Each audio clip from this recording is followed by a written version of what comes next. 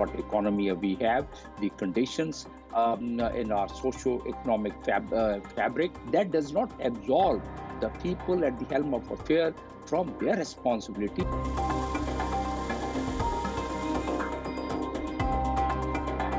There is no money in Pakistani kitty right now as far as foreign currency is concerned. Of course, without exaggeration, economic situation in Pakistan is a big challenge for current government. I'm afraid there's no electricity here, so there's a lighting problem. If that works, I'm all right, but it won't come till there's, as you know, there's problems here. There's a light will come in an hour. There's load shedding.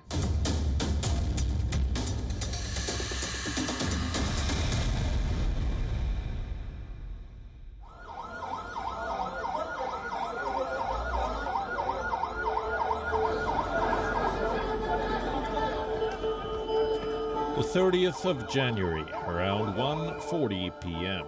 An explosion in a mosque in Peshawar, Pakistan, killed at least 100 worshippers. Over 150 people were wounded. A suicide bomber blew himself up during afternoon prayers. The mosque is situated inside a police compound. The blast was initially claimed by the outlawed Pakistani Taliban or Tehreek-e-Taliban Pakistan, widely known as the TTP, but later it denied its involvement. There was a small hole at the rubble. I started breathing through that hole and I got full consciousness. I was lying there for around 10 to 15 minutes. I looked towards the ark. I saw an open space there for a way out. I gathered courage and I crawled over the dead bodies of policemen and reached that hole.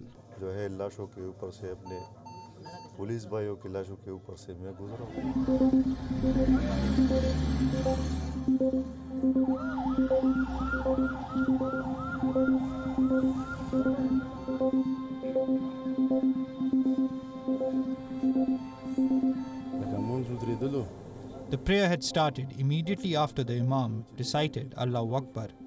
The explosion hit us. I was standing in the second row, but I lost all my senses after the explosion. The roof collapsed with a big bang and people started screaming.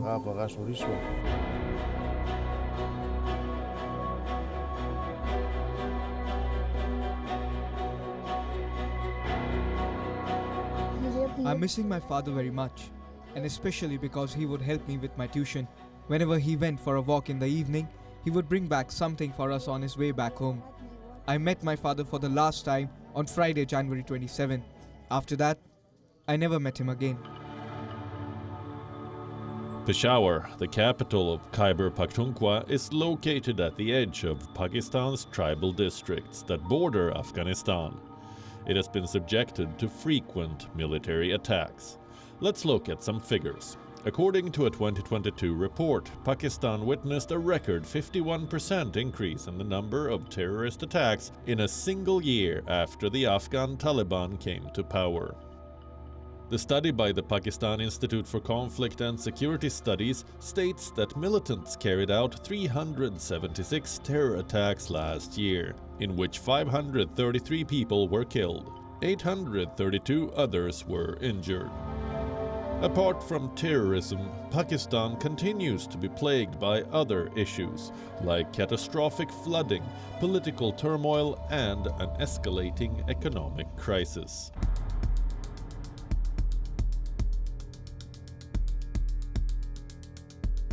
The Pakistani Rupee plummeted to an all-time low of 270 against the US dollar. Meanwhile, petrol and diesel prices increased by 35 rupees, a major blow to the common person who is already reeling under the high inflation. We are not able to manage our budget. If we spend 100 rupees, we get only a few things. Whereas earlier, we could get all our groceries with that much money. You might have observed that the number of beggars is on the rise. Beggars have increased and laborers are on the decline. Inflation is so high that one cannot earn from just working. If someone doesn't find any work for a month, he has no other option except begging. Petrol costs 249 Pakistani rupees a litre in the country right now, while diesel costs 228 Pakistani rupees. And here's a look at how food prices have spiked up. Onion prices skyrocketed by an incredible 501% compared to last year. In Karachi, the humble onion is selling for 250 rupees per kilo, while in some other parts of the country, it can go up to 320 rupees for the same amount. Dietary staples like rice, wheat, pulses, and salt became 50% more costly over the last 1 year. The situation is dire. As the flour crisis worsens, stampedes have been reported in some provinces like Khyber Pakhtunkhwa, Balochistan, and Sindh. The food crisis set off by last year's devastating floods has only further exacerbated people's concerns for survival. This used to cost 50 rupees or 18 cents per kilo. Now it costs 100 rupees or 37 cents. How can I buy it? I will have to just buy a quarter kilogram because whatever I earned has gone into petrol. Obviously, people are feeling the heat of it. The poverty line, which about 30% of the people are below poverty line, they would be the hard-hit people. And after that, I guess there would be the heat would be felt by the lower strata of the lower income people in this country, and they would obviously not sit quiet.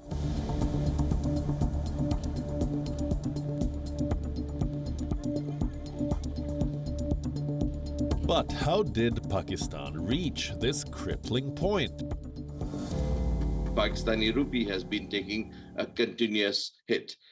From April onwards, it has depreciated to the tune of about 40%. It was 182 in April 2022, 182 today. It's around 267, 268. So you can imagine that's in excess of 85 rupees. That's about 40%. And that has naturally implications that we are net importers for all our essentials, including oil and some food commodities. That is then passed on to the common man. There are no dollars in Pakistan, and because of the shortage of dollars, it is impacting everything. Our private sector, biggest steel, Emirali Steel, which produces steel worth 60 billion Pakistani rupees every year, has reduced its production facility more than 50%. Many of the companies in Pakistan are facing similar crises because they do not have money. Pakistani automobile sector is the biggest one, and some of the automobile companies, some of the Japanese plants in Pakistan, some of the other Korean plants have reduced their production. Pakistan is in the midst of an economic meltdown. Its foreign exchange reserves have fallen to $3.67 billion, its lowest levels since February 2014. Its present reserves can provide merely 3 weeks' worth of import cover, not even covering a month's imports. Our reserves are near zero. They're basically, as things stand, they're 3.4 billion. So without external help, fresh injection of IMF bailout package plus friendly countries, we won't be able to be in a position where we can service our external obligations. As per a statement given by Jamil Ahmed, the governor of the State Bank of Pakistan, the country needs $3 billion to meet its external debt obligations and approximately another $5 billion to meet its current account deficit. Pakistan has been described by the World Bank as South Asia's weakest economy, gripped by a host of serious challenges. What are Pakistan's options? Yes, a very tough condition. That's true. The economy is in a very tough situation. That's true. At this stage, if they stabilize, only then they can take off from here. Otherwise, if they don't stabilize, the difficult days would further really hover around them. an economy that is like a ticking time bomb.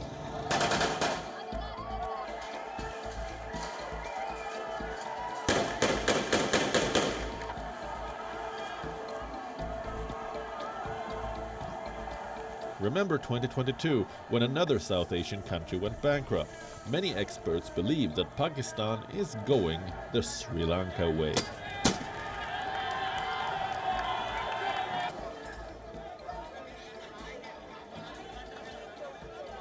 In July last year, the country declared a state of emergency after the president fled the country. Following months of mass protests over the island's economic crisis, also battling a foreign exchange crisis, it struggled to pay for imports like food, fuel, and medicine for its 22 million people.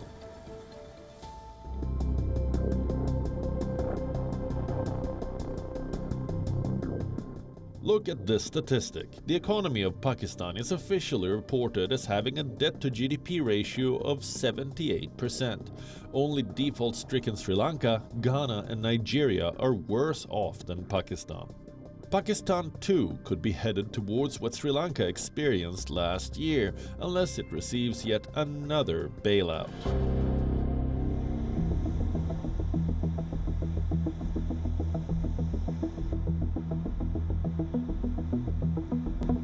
And then there is this. All wedding halls across the country will shut at 10 p.m. and the markets will shut at 8:30 p.m.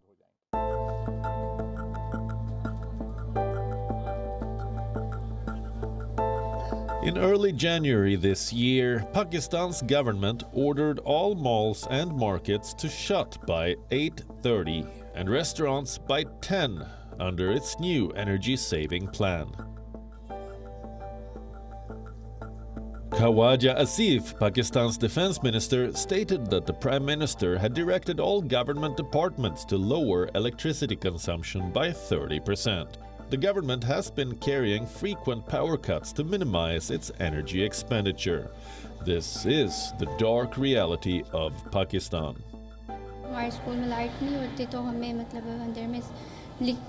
When there is no power at our school, we have to study in the dark. We even have to come out of the classroom and sit in the cold because sometimes there is no natural light due to poor weather conditions. Drinking water is not an issue at the school, but today the power went out early in the morning and we had no water in the tank till 2 o'clock in the afternoon. The girls have to use the washroom. The real problem is lack of water in the washroom. With such moves, the government expected to save the country about 62 billion Pakistani rupees, or $270 million. Pakistan generates most of its power using imported fossil fuels that it pays for, especially in US dollars. But with steeply declining foreign reserves coupled with the global energy crisis that soared last year, the Pakistani government is taking drastic steps like load shedding and its new energy-saving plan to meet its energy needs. Load shedding has impacted domestic households and industries, including textile manufacturing, one of the largest industries in Pakistan, with some plants temporarily closed. Just last week, the entire country remained without electricity, and no reason was given, so that cost national exchequer huge loss, particularly the textile industry. The textile goods are Pakistan's major exports to European countries, to North America, and to a number of other countries. The immediate need is overcoming the energy crisis, uninterrupted electricity and energy supply to Pakistani consumers and to the Pakistani industry.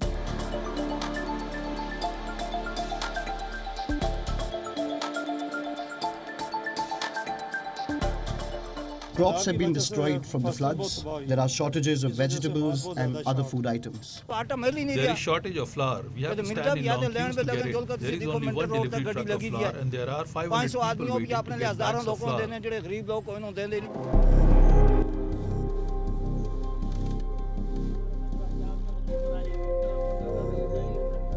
According to the United Nations, last year's floods are estimated to have caused a loss of about 30 billion US dollars.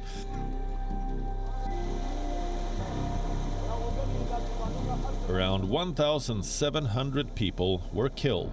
33 million people have been displaced. 6 months into the flood, nearly 9 million were pushed to the brink of poverty. Roads spread over 8,000 kilometers were washed away. Millions of acres of agricultural land became inundated with water. In January this year, Pakistan Prime Minister Shehbaz Sharif sought 8 billion US dollars in assistance from the international community over the next 3 years to bridge the funding needs for the rehabilitation and reconstruction of the areas hit by disastrous floods. On the 9th of January, the International Conference on Climate Resilient Pakistan was held in Geneva to seek funding for Pakistan's flood victims. We also need to right a fundamental wrong. Pakistan is doubly victimized by climate chaos and the morally bankrupt global financial system. This includes not only flood recovery and rehabilitation efforts, but also reconstructing homes and buildings, redesigning public infrastructure, including roads, bridges, schools and hospitals, jump-starting jobs and agriculture. This statement by the United Nations Secretary General Antonio Guterres summed up the situation of Pakistan.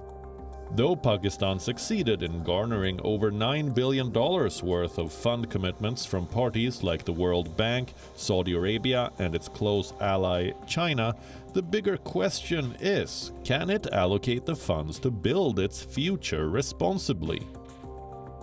Environment of a political instability, and in any country for that matter, the investors normally they shy away from such an environment. This is an ongoing problem. While we might be able to avert it in the current fiscal year, that is to July to the end of June this year, it does not mean the possibility of default is completely removed. It can be delayed, but we still have the possibility there. So it is a deep structural issue, and at some point, the external debt will need to have to be reconfigured because this keeps coming back.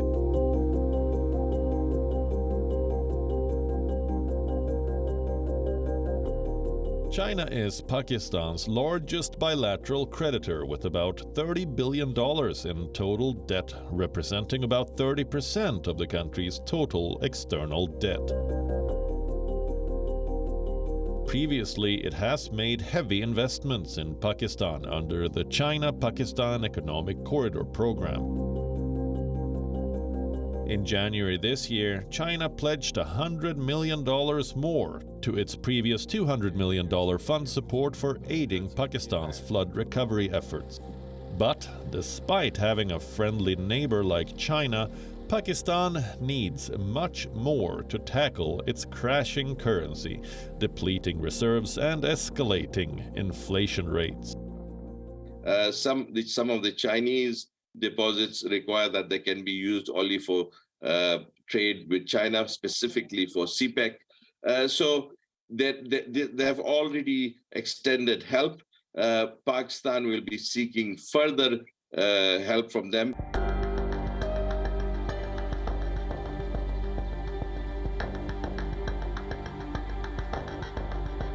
Now, all eyes are on the International Monetary Fund.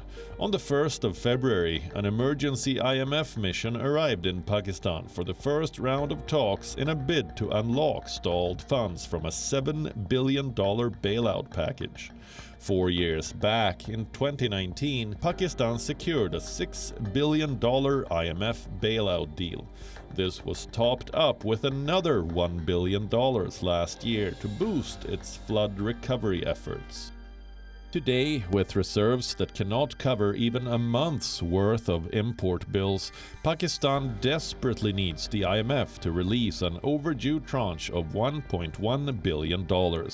leaving $1.4 billion remaining in a stalled bailout program set to end in June. Can Pakistan be saved from heading towards bankruptcy? Non-development expenditure has to be controlled. Austerity measures have to be adopted by the government ministries, government departments. Then, of course, immediate economic reforms. Government has to combat corruption. Government has to immediately bring some massive foreign investment. Productivity has to be enhanced in order to have better exports. If Pakistan takes the tough measures that are necessary, I have no doubt that it can see through this. But it will require governments to take measures which will be politically difficult. They will eat into their political capital. But there needs to be real structural change.